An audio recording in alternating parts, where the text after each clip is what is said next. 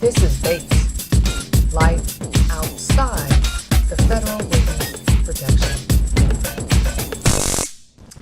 Hey, it's Susan. Welcome to tonight's episode of Life Outside the Federal Witness Protection Program / Keep the Bad Guys Away. Oh my God, this has been a bad guy day from hell, but you know what? It could have been worse. Oh, good Lord, they're at it again. They're following the same human trafficking pattern, the same war crime human trafficking pattern. Because keep in mind that I'm a victim of terrorism, so everything that happens to me is terrorism or terrorism related. So I often refer to it as either a war crime or maybe just human trafficking, or sometimes I combine it all and I just call it terrorism related human trafficking. But here we go. Here's the course of today's events. But you know what? First, a top story from a blast from the past. So, you know, I get emails from ICE, right? Because generally speaking, as an agency, they're my favorite federal law enforcement agency. Okay, so now I know a breaking news release tonight is ICE employee honored for work with Arizona crime victims. And this Mark Tetzlaff, apparently he was given some kind of like honors and awards from, you know, the U.S. Attorney for the District of Arizona, and, you know, who is part of the U.S. Department of Justice and this National Crime, you know, I guess it's National Crime Victims' Rights Week. Okay, well, let me tell you about this.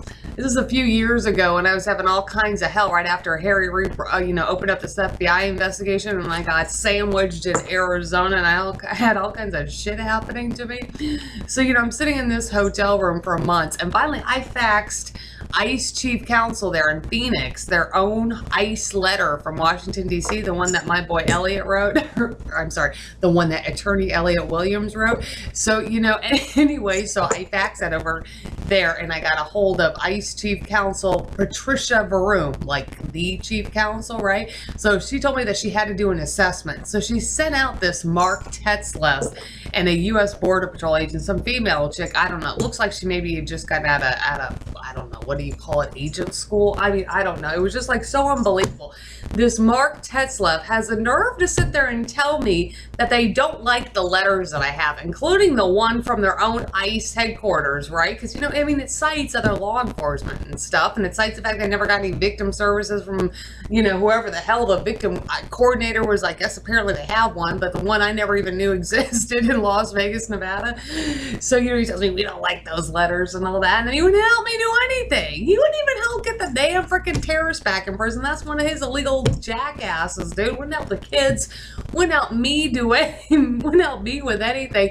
And finally, I ended up homeless out on the streets. Never got any help from him. He gave me his business card. I was like, big freaking damn deal. Give me your business card. You're the damn victim coordinator. Why don't you do something?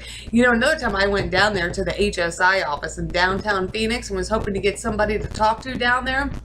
And apparently they called up to their top office, you know, because their office is like way up there in this building.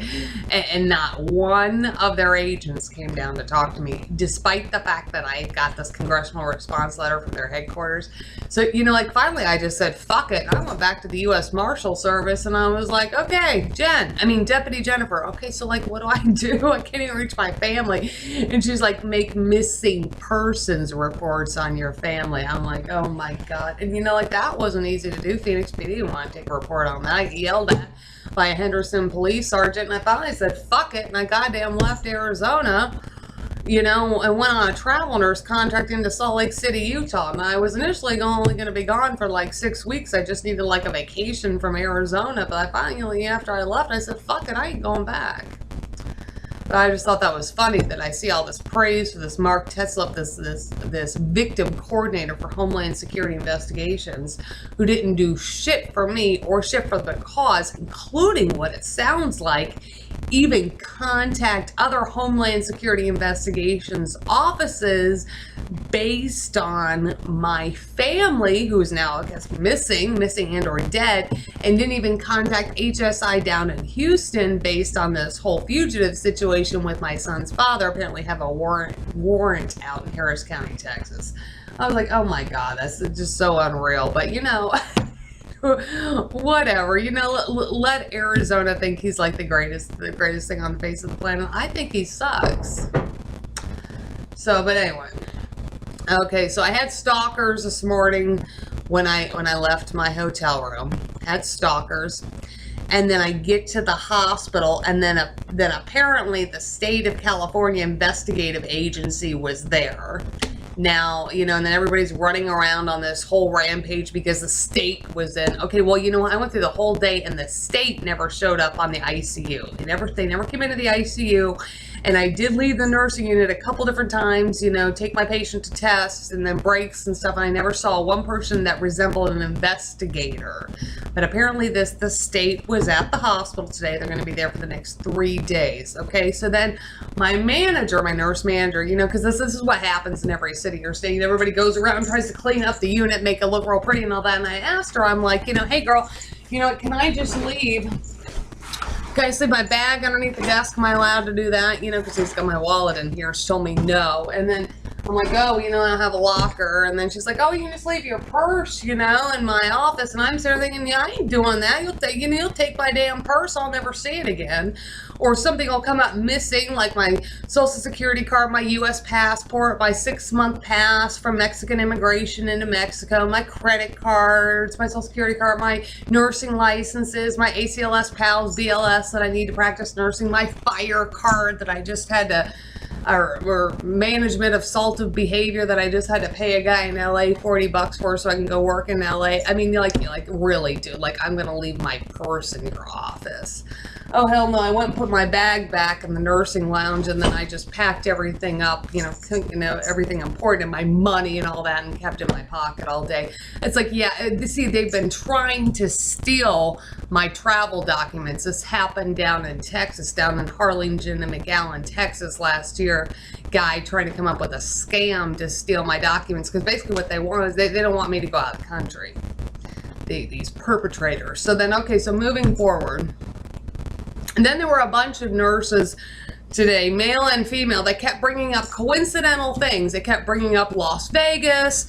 They started bringing up the real estate industry. Now, keep in mind, my son's father was a real estate broker or mortgage loan officer, whatever you want to call him, the guy that turned out to be the terrorist. So they started bringing up the mortgage loan industry. Then some guy starts talking about how, like, before he was in healthcare, he like worked on Wall Street. So these two guys are talking about, like, you know, investment stuff, Wall Street stuff. See, now Mark Moore, this human trafficking perpetrator, this dangerous CIA guy, U.S. Navy diver guy, you know, claimed to have worked on Wall Street before and has claimed to be good in investments and all that kind of stuff, the stock market and so forth. So I'm like, oh, so they packed these assholes, you know? Okay, and then, you know, these other female nurses, like one started talking about like illegal aliens and was making jokes like, okay, you get like $25, you know, if you turn in somebody that's an illegal alien. So they kept trying to bring up illegal alien, they kept trying to bring up border patrol and stuff, you know, and finally I just said, fuck it. And I just said, well, let me spill the beans a little bit. I said, well, yeah, you know what? I got a missing child. And I don't want to go into the whole details on it, but I got a missing child, but I got agents. I got tons of ICE agents. When I say I got ICE agents, I got tons of ICE agents. I got ICE agents, tons. Agents, customs agents, border patrol agents, special agents. Well, I got ICE agents. So, and that kind of shut them up, which is good. Because if they wanted me to spill something, how about I spill the fact that I got a whole freaking bunch of ICE agents? I mean, thank God there's other people besides this Mark Tetzlaff, that loser, that gets this award today. Thank God. But anyway. So moving forward. Then my preceptor, you know, goes and pulls out a Dilaudid, a controlled substance, to give to one of our patients. Now, it was indicated for the patient. But then she goes and pulls it out of the Pyxis machine, and then the electronic medication dispensing machine, and then tries to get me to scan it, which would be like charting it, like documenting it, that I gave it. I told her, I said, with this whole thing with this pharmacist, you know, it's like he's already accusing travel nurses of being some kind of druggies, and that's the reason why we take travel contracts and this, that, and the other thing. And he actually brought up the point of the policy, and no, like, somebody's not allowed to, like, you know, be taking a narcotic out and then, like, somebody else sign it off. I'm like, it's totally against policy. I'm not doing it. I'm sorry. You'll have to take it out, and then you'll have to get into the computer system, and you'll have to sign it off and give it to the patient, because I can't do that. She's like, oh, well, we usually help each other and this, that, and the other thing, and we work as a team. I said, you know what, I understand this, but I'm just telling you what this pharmacist said. And I said, I ain't getting my ass in trouble, girl. I mean, I'm not getting my ass in trouble on controlled substances and, you know, on a bunch of damn bullshit, so I'm not doing it. You know, if you hate my guts, whatever, I'm just telling you, I'm not doing it. Well, she finally, you know, understood the situation, and then just whatever, gave it herself. Okay, so then on this Cerner computer charting system that we use at the hospital, and I've used Cerner before, right? Okay, so I go to my screen, and apparently there's supposed to be all of these little icons that pop up. Supposed to be these icons that pop up, and that would flag you into the fact that maybe a doctor has put a new order in for that patient, or there might be lab results, test results. Well, it wasn't populating on my screen. Now, apparently they have nurses that they pulled off the unit and trained to be these Cerner super user nurses. And one is actually assigned to the ICU to be able to manage these kinds of things. Well, she like totally refused to help and left the unit, never saw her again. And nobody in management held her accountable for like not being there to help me and just fix the damn problem. See, she could have been working on fixing the problem. Well, I could have been doing patient care, but no, what had to happen instead? I had to call the tenant helpline, the help desk, you know, and I think they contract their people to computer experts and stuff. And like one guy had fixed some stuff, but wasn't able to fix something else because things wouldn't save, couldn't save my preferences and all that. Then he had to open up a whole big support ticket.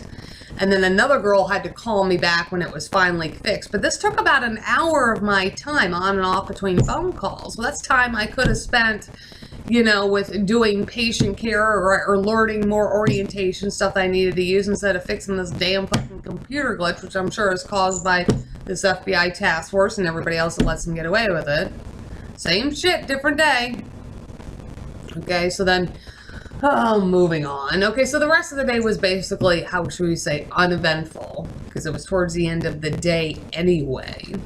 But then I get back home, and I come back to the Super 8 hotel that I'm staying at in Indio, and I'm like, the girl, oh, see, and I come up to my room, and my key doesn't work. Well, I just figured it was probably because it was in my back pocket and stuff like that, and it just needed to be reprogrammed. So I go down there, and the girl's telling me that the credit card is being declined, and that's why my key's not working. And, you know, and they know that this is a corporate account. They know that LRS Healthcare, the company that's contracted me at the hospital in Indio, you know, has set up this hotel arrangement for 3 months, and they know that they've been paying, you know, whatever, because I've been staying here for a little over a week and all of that, but that's what they were saying, is that the credit card was declined. And I said, oh, well, I'm going to have to contact Matt, you know, my recruiter. I'll have to, like, let them know, and they'll have to figure it out. Well, I tried to call him, and there is a 2-hour time difference, and, you know, it was, you know, probably close to 8 o'clock, which would be like 10 o'clock there for him, but, you know, he didn't answer the phone. I sent him a text message. I haven't heard back from him. I mean, the girl, she rekeyed the card, and I was able to stay here. That's why I said, I mean, they know it's a corporate account, but it's like, you know, it's just like another cyber hack. And see, this is the pattern that these guys work on, is that they find some way to affect my employment or affect my living arrangement, be it stalkers or being like a hotel not being paid. This is the kind of stuff that was happening. There was a whole cyber crime episode that caused me to be homeless on the streets in Arizona, and then once Mark Tetzlaff wouldn't help me, dude, you know, whatever, the victim coordinator won all these awards. So it's like the same kind of pattern crime. So I'm just trying to catch it early. So I'm like, dude, you know, that's why I said I'm being hit this way, hit this way, hit this way, hit this way, like all at once. Okay, what do I do? Who should I call? I'm thinking it's late, you know, I could call Border Patrol, but they might be out catching bad guys or just a couple miles down the road. You know, I mean, I've made some police reports and reports in the sheriff's office, but no one's contacted me from their department, so I don't really know if I could do that. So sometimes when I don't know what to do, you know, on something like this, so I think that I need to talk to somebody about it, you know, just to get their expertise. So I just called the ICE tip line, the 1-866-DHS to ICE, and ran everything by him, got his opinion on what to do. And I thought, I was okay, I'll just write this all out on www.ice.gov. Everything that has happened today, write it out on ice.gov. And then whatever, if I get really, really jammed, I can just run down to Border Patrol. They're down the street if there's like some kind of safety stuff. Hell, I should just go live at a Border Patrol station. I mean, you know, I'm sure they have a canine unit. Guys, I mean, can't you just let me like just quit this nursing stuff and like just let me take care of the canine unit? What if I just like say the hell with nursing and I'll just come and like I'll wash all the Border Patrol cars every day? I mean, that would just be so much easier than dealing with this nursing stuff, because I still can't sell $1,000 in retail sales from the ISO's Fashion Galaxy Mall, so I wouldn't have to deal with this crap every day. I've even told my friend Deb, and her, you know, I worked with her up in Alaska, this nurse up in Alaska, and her daughter is an Oklahoma State trooper. I keep telling her, nursing is not working, girlfriend. It's just not working in my situation. And she's just, you know, it's kind of like, oh, keep trying, you know, and all that stuff. I'm like, but dude, but you know, this is what the hell happens every place that I go to. Oh my God, Jesus. But anyway, well, I'm sure tomorrow will be another day. There'll be more crimes. At least the guy on the ICE tip line, he was way cool.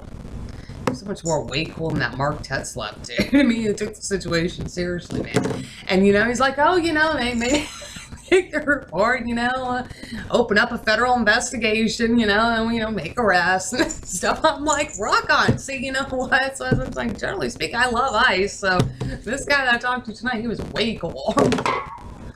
Way cool. My kind of ICE guy, I gotta tell you. So, you know, whatever. But I just, you know what, it's just so ridiculous, because it's over and over and over. It keeps happening, and I can't get it to stop. And I just, other than trying to start my own business, I don't know what else to do. But I'm telling you, I'm not going to be raped again. And I'm not, you know what, I'm not living on the streets. If I live on the streets again, I'm staying at a border patrol station, or I'm staying near customs, or I'm going over and hanging out with the MPs over in Mexico, dude. I'm hanging out near the badasses. I ain't going to be out on the streets roaming around myself, because then the stalking sex predator kidnappers come out. Anyway, that's tonight's episode of Life Outside the Federal Witness Protection Program. Keep the bad guys away. Hope you have a good one. But keep in mind, there's real criminals and terrorists out there, ones that the DOJ and the FBI, CIA know about and intentionally choose to do nothing about, except focus their efforts on retaliating against me. So anyway, I'll see you next time. Have a good one.